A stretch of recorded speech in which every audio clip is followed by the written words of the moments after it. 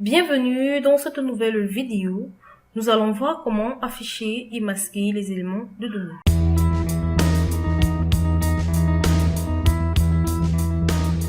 Un tableau croisé dynamique récapitule et affiche tous les enregistrements du tableau, de la table de données source.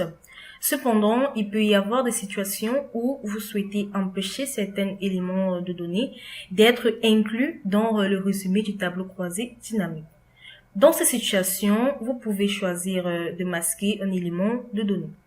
En ce qui concerne les tableaux croisés dynamiques, le masquage ne signifie pas simplement empêcher,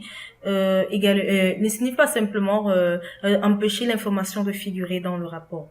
Le masquage d'une donnée empêche également sa prise en compte dans les calculs récapitulatifs.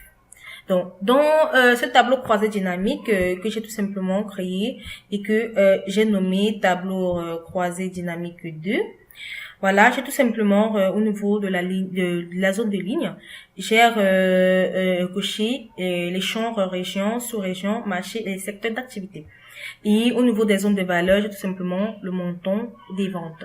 Alors, comme vous pouvez le constater dans ce tableau croisé dynamique, vous voyez tout simplement le montant des ventes pour tous les secteurs d'activité par marché. Dans cet exemple, je souhaite afficher les totaux sans tenir compte des ventes du segment vélo. Alors, en d'autres termes, je veux cacher tout simplement le segment vélo.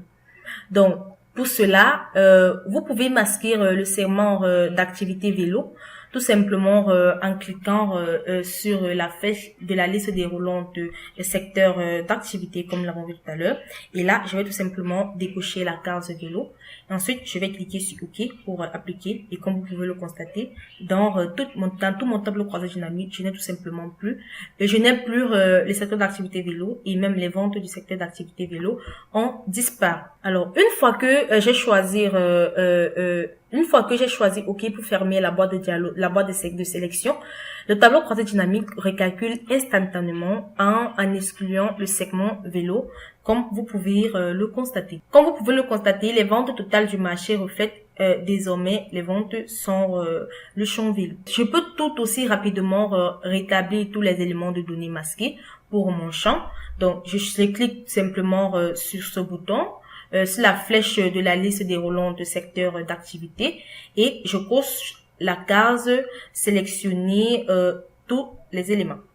Voilà, ensuite je clique sur OK et comme vous pouvez le constater, j'ai tout simplement le champ vélo qui réapparaît dans mon tableau croisé dynamique.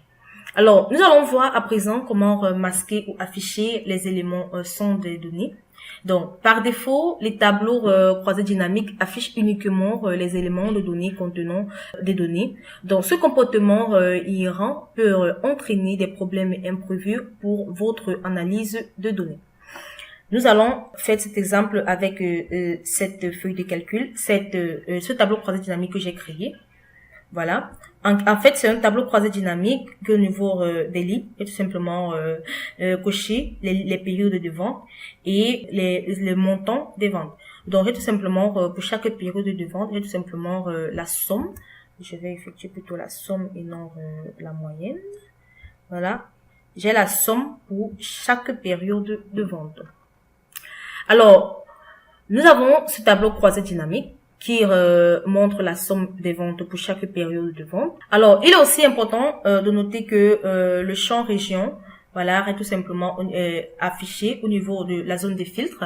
Donc, nous pouvons tout simplement filtrer notre rapport avec par région. Donc, alors, si par exemple au niveau de cette liste, je sélectionne cette liste déroulante et que je choisis l'Europe dans la zone de filtrage.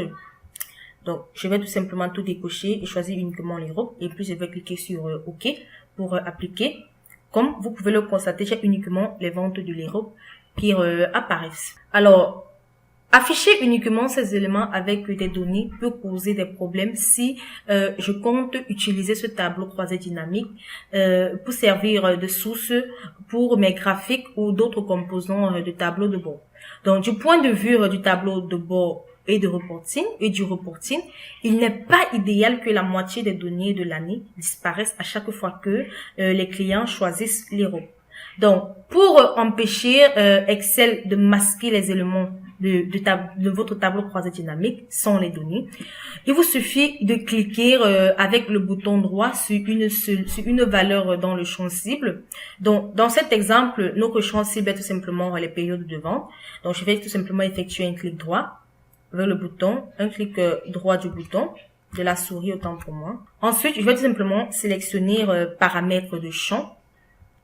Et nous avons la boîte de dialogue paramètres de champ qui apparaît. Dans la boîte de dialogue paramètres de champ, je vais tout simplement sélectionner l'onglet disposition et impression. Et je vais ensuite sélectionner l'option afficher les éléments sans données. Voilà. Alors, lorsque j'ai coché cette case, je peux tout simplement recliquer sur OK pour appliquer la modification. Et là, comme vous pouvez le constater, mon tableau de croisée dynamique change tout simplement de donne. Tout simplement parce que j'ai coché la case afficher les éléments sans les données. Voilà, j'ai tout simplement cela comme résultat. Alors, comme vous pouvez le constater, toutes les périodes de vente disparaissent, que la région sélectionnée ait ou non enregistré les ventes. Donc, une fois que vous êtes certain que la structure du tableau croisé dynamique est verrouillée, vous pouvez l'utiliser pour alimenter des graphiques et autres composants du tableau de bord. Donc, voilà, si je reviens là et que je clique sur tout, voilà, sur toutes les régions, je ne vais également afficher rien. Voilà, comme vous pouvez tout simplement le constater. Alors, à présent, nous allons voir comment trier un tableau croisé dynamique. Donc, j'ai tout simplement ce tableau croisé dynamique que j'ai créé avec tout simplement le champ ligne au niveau, le champ client au niveau des zones de ligne et là, au niveau de la zone des valeurs, le montant de vente. Donc, par défaut, les éléments de chaque champ pivot sont triés par ordre croissant en fonction du nom de l'élément. Donc, Excel vous donne la liberté de modifier l'ordre des traits des éléments dans un tableau croisé dynamique. Comme avec de nombreuses actions que vous pouvez effectuer dans Excel, il existe de nombreuses façons de trier les tableaux, de trier des données dans un tableau croisé dynamique. Donc, la méthode la plus simple et la manière dont je l'utilise le plus souvent consiste à appliquer le trait directement dans le tableau croisé dynamique. Alors, pour appliquer un trait à notre tableau croisé dynamique, nous allons cliquer avec le bouton droit sur une valeur de champ cible. Donc, dans cet exemple, je vais tout simplement trier les montants de vente. Donc, je vais tout simplement effectuer un clic droit.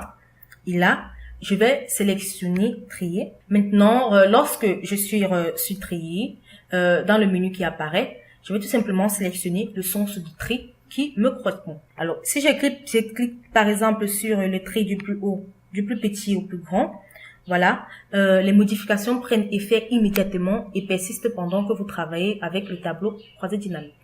Donc, voilà en quelque sorte comment je viens de trier mon tableau. J'ai créé du plus petit au plus grand. Là, nous commençons de 1 euro, de $1 autant pour moi. Et nous continuons jusqu'à atteindre le maximum, le plus grand. Voilà, qui est de 8 082 276 $. Voilà en quelque sorte comment trier votre tableau croisé dynamique. J'espère que vous avez aimé cette vidéo de l'entreprise Excel Corpo, entreprise spécialisée dans les prestations de services Microsoft Excel. Si vous avez aimé cette vidéo, n'oubliez pas de vous abonner et de cliquer sur le bouton j'aime et ensuite de la partager. Si vous avez des questions à poser, vous soyez libre de les poser dans l'espace commentaire. Nous allons nous retrouver très prochainement dans une nouvelle vidéo.